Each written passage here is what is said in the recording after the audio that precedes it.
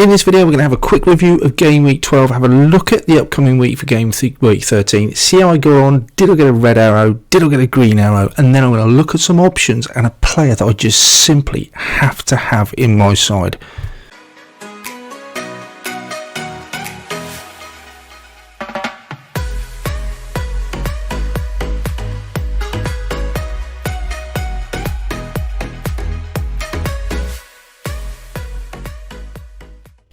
Hit that subscribe button if you like FPL content, or if you're new to the channel, watch lists, wildcard videos, team selection coming up, but let's have a look at how we got on in game week 12. This is how the team shaped up going into game week 12 then, doubling up on Man City, Chelsea defence. I was pretty happy with the way the team looked. The biggest dilemma I had really was who to put on the bench, which is a lovely problem to have. I'd held back 2 transfers over the international break. That was a deliberate ploy in order just to make sure if there's anything happened, players coming back late, picking up injuries. I wanted that flexibility, and I used both of those transfers, taking out Havertz, bringing in Mbuemo because he had quite attractive fixtures. That also released funds to move from Vardy, who'd been a little bit disappointing in the last few games, playing Chelsea, didn't offer much value I didn't think, and then putting in Ronaldo, who has some great fixtures coming up. He got captain's armband as well, so let's have a look and see how all that panned out. Looking at the positives then, I did get a good green arrow, moved up about 80,000 rank, so 274 I am. I'm pretty happy with that.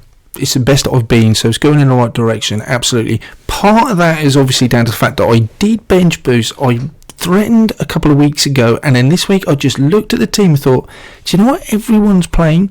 It's probably the least favourite, least fun chip to play. And it just felt right. It felt right to play it. Could wait for double game weeks later on in the season, but actually, from past experience, I feel those are the times maybe when you have to free hit, when you have to play the wild card. It just felt to me, bench boost was right. As it panned out, Diaz didn't play, which was a bit of a shock. Rafinha had an illness last minute, didn't play. There's just nothing I could have done to predict those two things. Foster picked up an assist on the bench, so 7 points extra I gained from that bench boost. In total, though, I'm happy with the week. Cancelo, obviously, had a great game, got the assist, picked up the 3 bonus points, as did Reece James. Rudiger scored, even better. Salah got his goal. Gallagher picking up an assist again, so he keeps chipping away. Even Armstrong got an assist for me, which was great. The captaincy armband went on Ronaldo. Would have been better if it was on Salah. Always taking chances against Salah, and it's never worked out before. Lessons I'm just not learning. But Ronaldo away at Watford, again, it seemed like a reasonable decision to make. He did chip in with that assist, so he still got me 10, so it wasn't too damaging. And like I said, an overall green arrow for the second week running. I'm pretty happy with the way it's panned out. So the situation going into the current game week 13, this is how it all pans out. I have a team value of 102.2. I've got 0.9 in the bank, so actually the team value is up to 103.1. I've got a free transfer. When I actually strip the whole side and take everyone out, the actual transfer value I've got to play with is of 101 million. So that's pretty good. I'm happy with that. Players seem to be rising in value all the time, which suggests I'm making good decisions, getting ahead of the curve at times. So that's good. Do have a few concerns and worries over game week 13 though.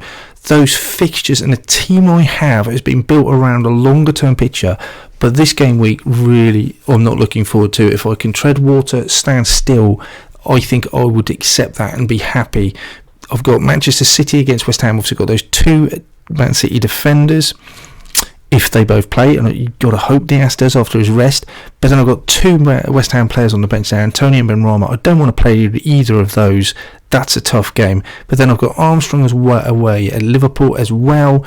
I don't expect to get much return. Livramento as a defender in that game. So that's 4 players already I'm worried about. Ronaldo's toughest game he can possibly have, I think, away at Chelsea. We know he can score against anyone, but I'm almost praying that he doesn't because I've got Rudiger and James. So already I've got a few issues that this game week poses for me. Beyond this game week, the fixtures look brilliant and I like this side. This game week, though, it does scare me. I'm not particularly looking forward to it, but I have a few options which I'm going to go through with you now. This was part of my initial transfer plan. I just don't like it. I've taken Vardy out. I've brought Ronaldo in because of Vardy's fixture with Chelsea. Now Ronaldo has Chelsea. Do I then just ping straight back to Vardy, who's gone down in price now, so that's as good as 10.6. But then Obviously, after that, if Vardy hits his form, you could then keep him in for the Southampton game whilst Ronaldo has Arsenal. But then I would want Ronaldo back at some point for those great fixtures. Palace, Norwich, Brentford, then you've got Brighton, Newcastle, and they just look fantastic. So Ronaldo's got to come back in at some point. Do I just move him across for this one game? He's a lot of money playing away at Chelsea. Well, just can't see him getting anything. So that's one option. The other is I go down to Jimenez. He's got 2 really good fixtures, so I just ride with Jimenez for 2 weeks. On pens, plays every minute. He's tempting. Wan-Banyang, that feels like a 1 week punt as well, but what a differential he could be. Lastly, there's the obvious one, I think, which is to move to Kane, and his next 3 fixtures look brilliant. So I could move Ronaldo to Kane and just stick with him, and then use the other transfers to do other things in my side of just avoiding going back to Ronaldo. So that is an option for me. I'm just not sure which one to take. Or there's the final thing I need to do, I feel. Trent AlexanderArnold, he's killing me at the moment. I feel I had him at the start of the season. I need to be reunited with him. I took him out about 4 or 5 weeks ago when I wild-carded. I think he was injured, missed a game. He had some tough fixtures after that. It made sense to bring him out. Obviously, the price he's at, if you take him out, it just gives you so many options and other things that you can do in your squad. But look at those last 4 game weeks. 12 points, 1 point, 12 points, 15. Not having him in that side is absolutely hurting me. I'm pretty sure other players feel the same about not having Reece James or Rudiger at times or Cancelo. It just feels like maybe it's exacerbated by the fact that you get a great weekend and then your last game or something like that is with Trent playing and you're just there hoping and praying he doesn't do stuff, and then he gets 1 assist, 2 assists, scores, clean sheets, and his fixtures look great. It's just how do I get to him? He's expensive. I have money, but it's just rearranging the rest of the side. I'm quite happy with a double up in that Man City and Chelsea defence. Livermento's fixtures look poor in the medium term. I'm not sure I can go without Trent. I just don't, but I haven't taken a hit up to now. I don't want to take a hit.